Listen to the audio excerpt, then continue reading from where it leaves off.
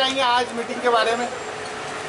देखिए, आज की जो मीटिंग थी उसमें अपेक्षा ये थी कि बहुत अच्छे कुछ फैसले होंगे करके, क्योंकि मुद्दे बहुत ज़्यादा थे। अब उसमें आपको पता होगा कि हमने एक स्पोर्ट्स यूनिवर्सिटी का मुद्दा यहाँ पर उठाए थे। हमने जब पिछले टाइम, सिर्फ मैंने ही नहीं, सारे आमदारों ने भी वो मुद्दा उठाया था कि औरंगाबाद में स्पोर्ट्स यूनिवर्सिटी होना चाहिए।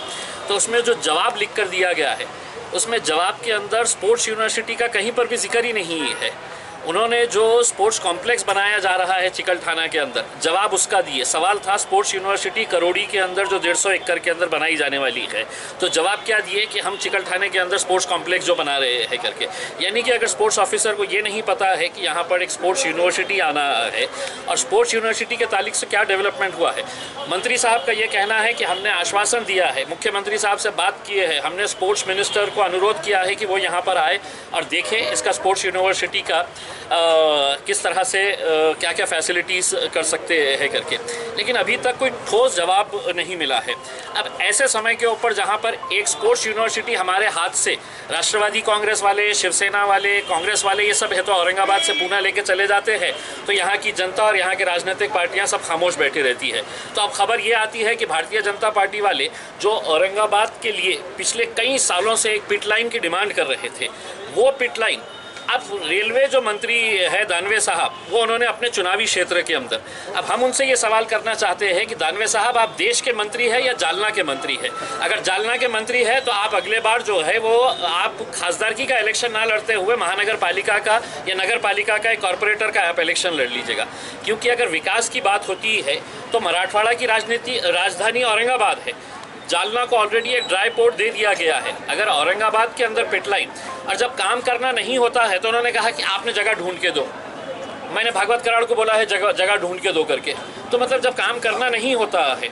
अब मेरा ये सवाल है भारतीय जनता पार्टी वालों से कि आप इस बारे में क्या फैसला लेने वाले हैं इसमें। हम तो सिर्फ सवाल उठा सकते हैं, लेकिन आपको क्या सिर्फ औरंगाबाद का विकास इलेक्शन के वक्त में नज़र आता है? औरंगाबाद में सिर्फ हम चुनाव लड़ने के लिए आएंगे, लोगों से वोट मांगेंगे, और विकास की जब बात आएंगी तो कोई पूना को लेकर चला जाएगा, कोई जालना को लेकर चला जाएगा। तो ये कब तक होता रहेगा? सर, ये एक सवाल।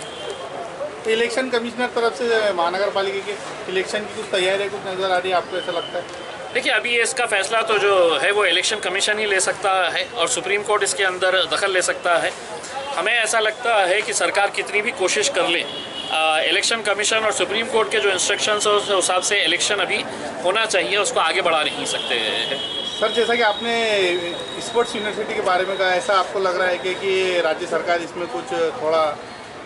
देखिए, मैं राज्य सरकार से ज़्यादा राज्य सरकार के जो प्रतिनिधि है यहाँ पर, शिवसेना के इतने सारे आमदार हैं, राष्ट्रवादी के इतने सारे आमदार हैं, भारतीय जनता पार्टी के आमदार है, इतनी बड़ी यहाँ पर उनके सत्ता थी।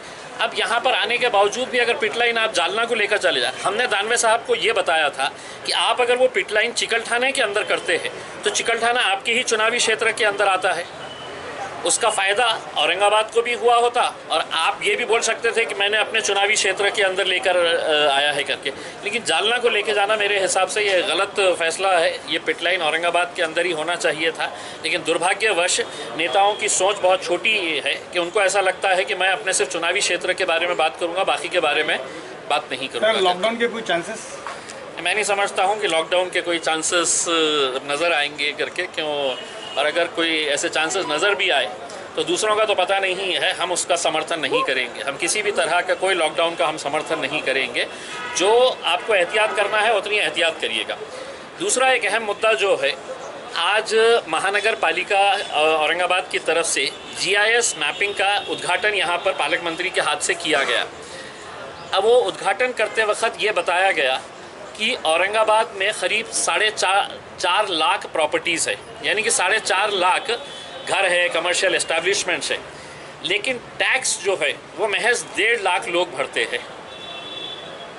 इसका मतलब ये है कि सिर्फ 34% लोग ही टैक्स भरते हैं, और बाकी के जो 70% के करीब लोग हैं वो टैक्स नहीं भरते हैं। अब GIS मैपिंग के ज़रिए इसका सर्वे किया जा रहा है। मैंने ये मांग अंदर की है कि साहब, ये कौन 70% लोग हैं, और किसकी सरकार थी वहाँ पर? महानगर पालिका के अंदर कौन लोग बैठे थे? आज जो इनॉग्रेशन आप हरी झंडी दिखाकर कर रहे हैं, पिछले 25-30 सालों से आप ही बैठे थे वहाँ पे महानगर पालिका के अंदर। यानी कि आपकी जिम्मेदारी थी, हमने ये मांग की है कि जो अधिकारी इसके अंदर दोषी है कि जिसने है तो प्रॉपर्टी तो बनाने की इजाज़त दे दी लेकिन उसके बाद टैक्स ही नहीं चढ़ाया, जो ईमानदारी से 1.5 लाख लोग टैक्स भर रहे थे उसका खामियाजा जो है उन लोगों को 70% लोगों की वजह से भुगतना पड़ रहा था, क्योंकि वो 70% लोग रोड भी ले रहे थे, लाइट भी ले रहे थे, पानी भी ले रहे थे, ड्रेनेज का फ़ायदा भी ले रहे थे, तो बगैर टैक्स भरे ही ये कर रहे थे। अब हमने महानगर पालिका के कमिश्नर साहब से ये अनुरोध किया है कि इसको टाइम बाउंड किया जाए, और मैं इसके ज़रिए लोगों से भी ये अनुरोध कर रहा हूँ कि अगले कुछ दिनों के अंदर आपके पास फॉर्म्स लेकर आए जाएंगे, हर प्रॉपर्टी वाले के पास। वो फॉर्म है तो आपको 7 दिन के अंदर भर के देना है कुछ डॉक्यूमेंट्स के साथ कि आपका घर का कितने रूम्स है, आपके घर में कितने लोग हैं, आपके प्लॉट का साइज़ कितना है। ये सब देने के बाद 7 दिन के बाद वो टीम आएगी आपके पास से, वो फॉर्म कलेक्ट करके लेकर जाएगी।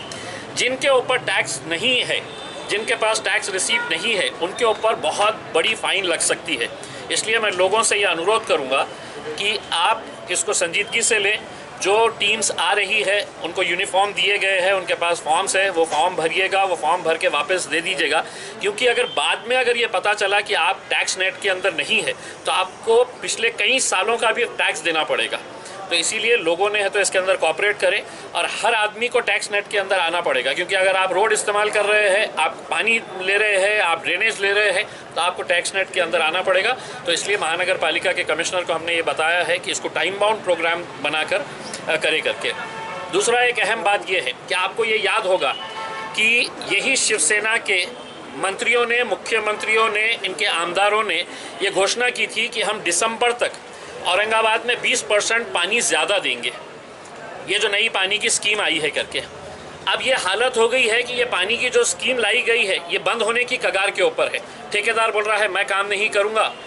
हम उनसे ये पूछना चाह रहे हैं कि दिसंबर के अंदर जो 20% पानी ज़्यादा देने की बात की गई थी उसका क्या हुआ है करके, इसका जवाब दे। अभी तक यही उसके अंदर उलझे हुए है कि पानी जायकवाड़ी से पहले लेके आना चाहिए या यहाँ पे पानी की टाँकियाँ बनाना चाहिए।